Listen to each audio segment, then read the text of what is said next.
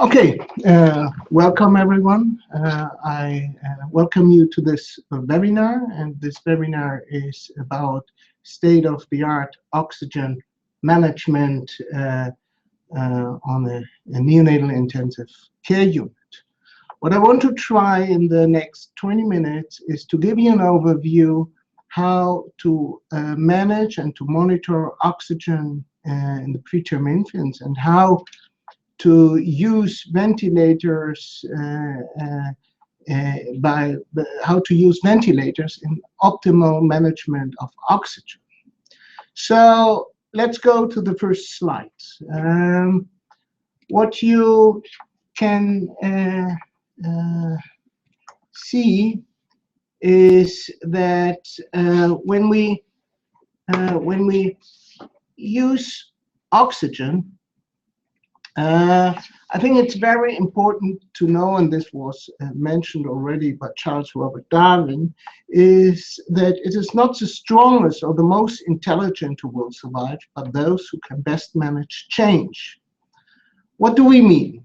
We mean that when we look to oxygen, and I think this is very important to know, by using oxygen, we have to realize that a fetus is developing in an hypoxic environment.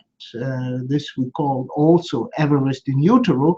This means that in utero we have an hypoxic environment. And what you can see here is, depending on gestational age, this was a study we performed on our neonatal intensive care unit here in Erasmus MC. What we can see is that depending on gestational age, higher PaO2 levels are found in the neonates. This means that when we manage patients with oxygen, we have to realize what environment, or from which environment the baby is born, or the fetal is developing. Why is this so important? This is so important that a neonate is developing an environment and is treated in an environment where many factors has an impact on the infant. And oxygen is, I think, one of the most important drug we are using. And we know from oxygen that oxygen can produce oxygen radicals. So hyperoxy may be harmful to the babies, but also hypoxia is harmful to the babies. So in the next minute, I want to show you some examples that oxygen might be also harmful to the patient. What we see here, this is a study done by a group from the Netherlands, adult people admitted to an intensive care unit. And what we nicely see here is that you see a U shape of mortality. Here you see hospital mortality. Here you see PaO2 levels, and depending on the amount of oxygen, either too low or too high, mortality is increasing. That means, and I think this is what we know more and more, that there is a therapeutic target how to manage our patient. Too low levels of PaO2 and too high levels of PaO2 are associated with worst outcome.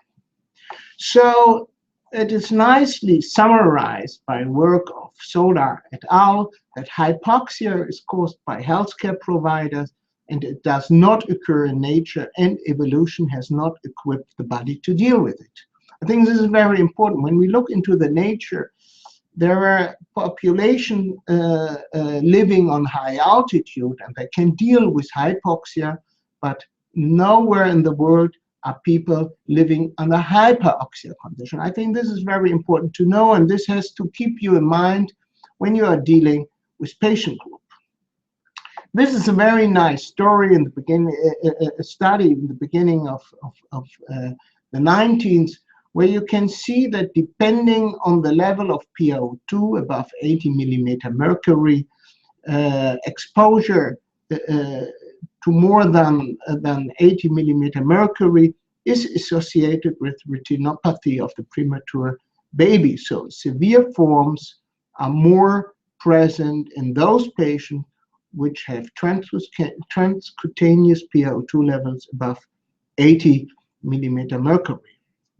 And this was recently shown by a study of Kaufman et al., where we can see that there is a correlation between low saturations, high saturation, or much more total outside target saturation range, significantly more total outside target saturation range in those who are suffering from retinopathy of the premature baby. So it's very important to have in the future tools to keep saturation targets very strict in the range we will define for this patient group.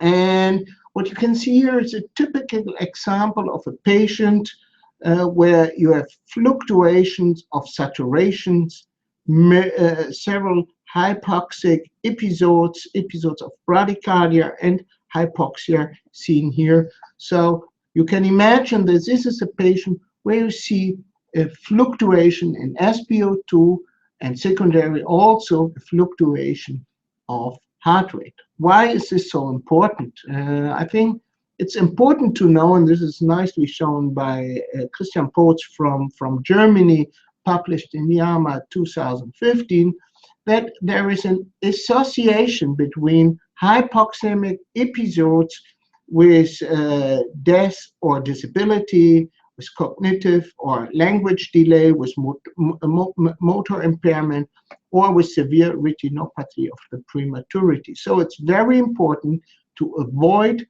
hypoxemic or bradycardic episodes, because this has a huge impact of outcomes, especially neurodevelopmental outcome.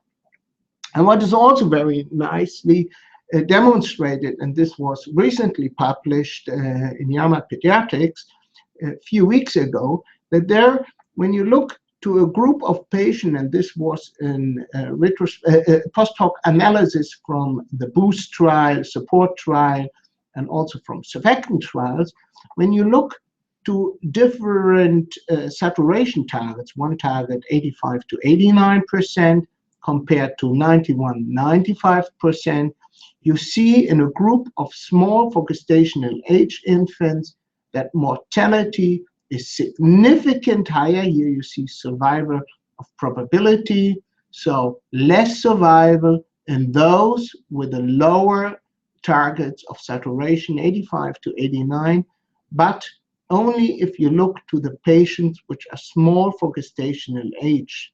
And I don't want to go too much into detail, but it might be that in those babies we have to define new targets and we have to individualize our therapy. So very important to know that depending on the fetal development, and here in this case small for gestational age, it's very important to have higher targets of saturation, and this is a still ongoing discussion in the neonatal community. But it's also important, and these are animal studies from a group from Birmingham, Alabama, that early exposure to hypoxia or hypoxia has a huge impact on cardiopulmonary development in later life. So, meaning that it's very important that we avoid hypoxia and also hypoxia in the neonatal period to avoid long-term consequences, especially focusing on cardiopulmonary development. And here are animal studies showing that even if you hypoxia or hyperoxia, you have clinically or pathological signs of bronchopulmonary dysplasia. And it's nicely shown in this study that you have also an impact of cardiac development and also on vascular development. This is a study we performed on our unit here in Rotterdam, on the neonatal intensive care unit, is we were looking, and this was an observational study, we were looking how often we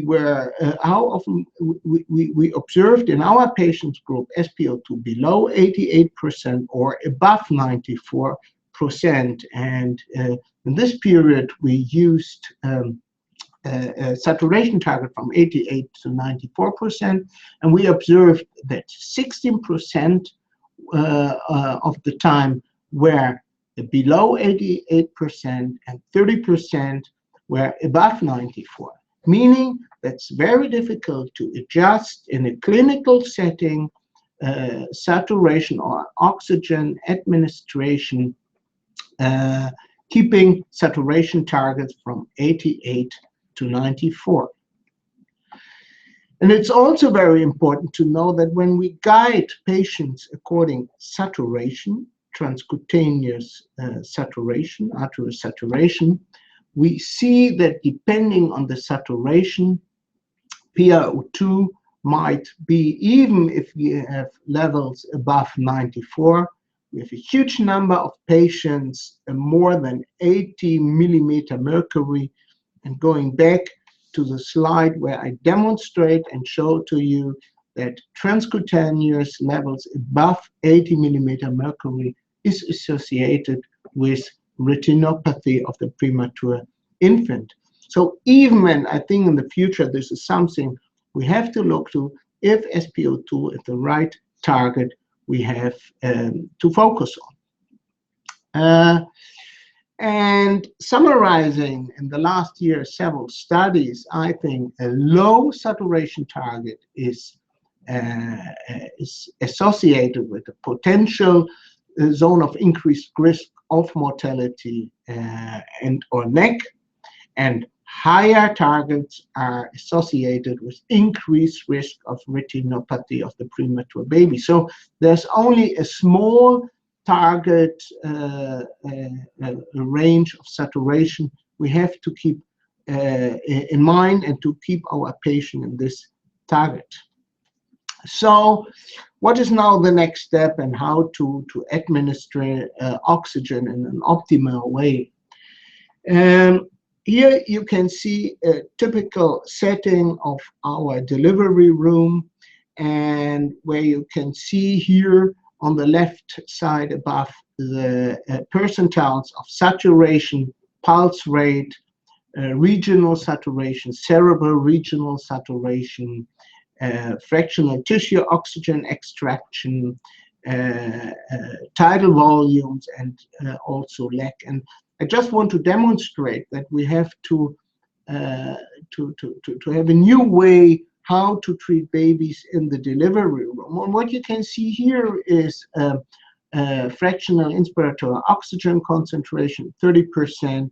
Here you have 2 minutes. After 2 minutes, we have a very low cerebral oxygenation, and we have, after 2 minutes, the first signal. After 2-3 minutes, the first saturation signal, and this is in the lower range, about 40–50%.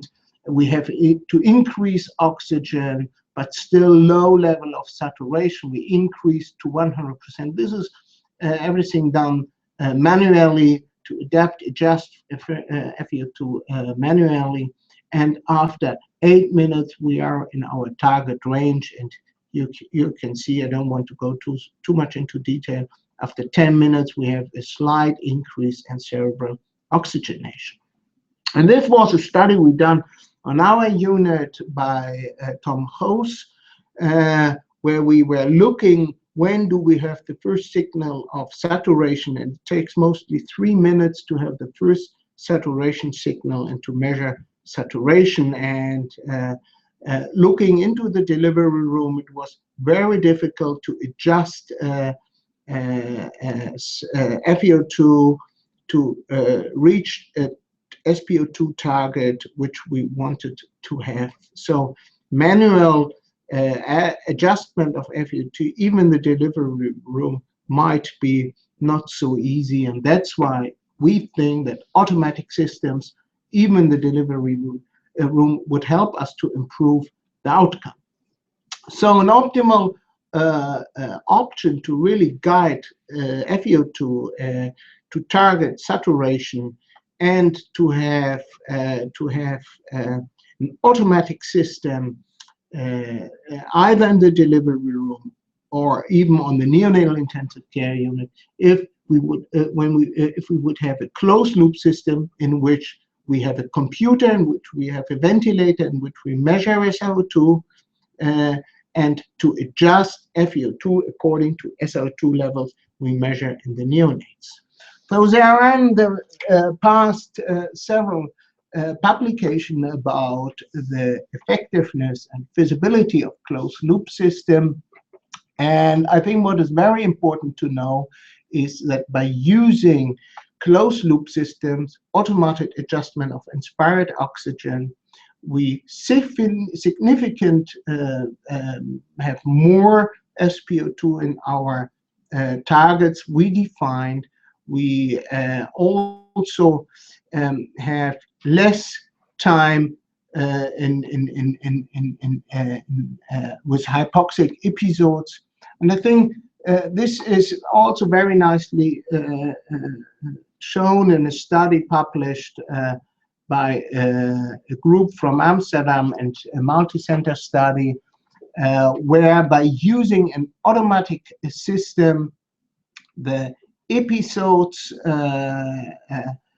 or the time in SpO2 range was significantly higher in the automatic group compared to the manual group. I think this is very important, even by using lower targets or higher targets. So independent from the targets you are using, we have significantly higher time spending in SpO2 range. And this is also shown by another study from Germany, where we also observed a time within the target range significantly higher by using an automatic system. So together with Acutronic, we developed our own algorithm in which we can adapt SpO2 in a range we can define, in an algorithm in which we also can adapt FeO2 range according to the need of the patient. So I think in the future there will be a nice algorithm to treat patients either in the delivery room and also on a neonatal intensive care unit. So here you see just a scheme of the algorithm. I don't want to go so much into detail, but it's possible to define a target range. It's an algorithm which has predictive changes in SpO2 adjustment, where we also include a safety check according to the leak and the tidal volume we are giving to the patient. So in an animal studies, we were able to show, even in the delivery room, it is possible to use this automatic system compared to a manual system, and we were able to demonstrate that it's possible with this algorithm to keep saturation targets in between the range we are defining. And what we saw in this study is that by comparing automatic system and manual system, the relatively time above limits was significant less present in the group automatic guided therapy compared to manual guided therapy.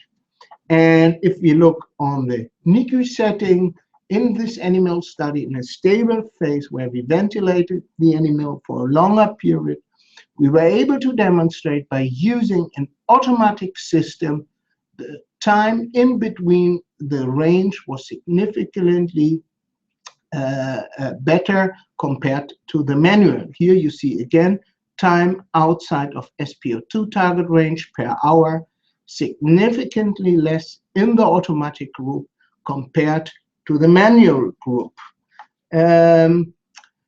And even time within the SpO2 range, significantly higher in the automatic group compared to the manual group.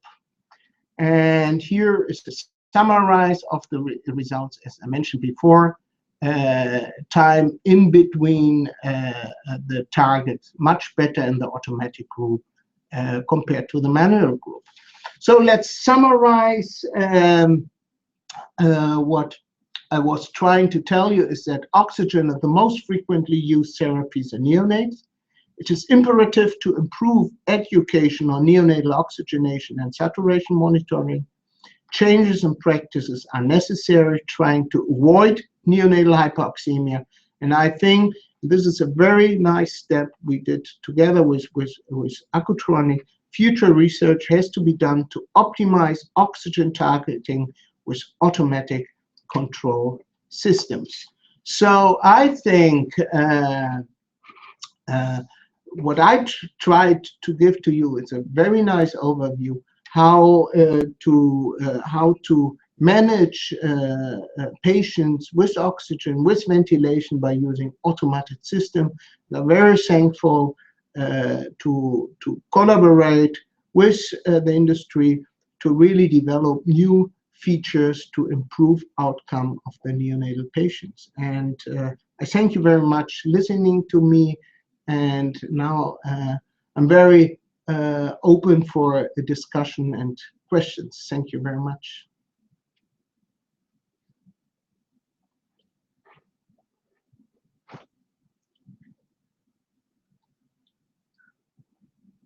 Okay.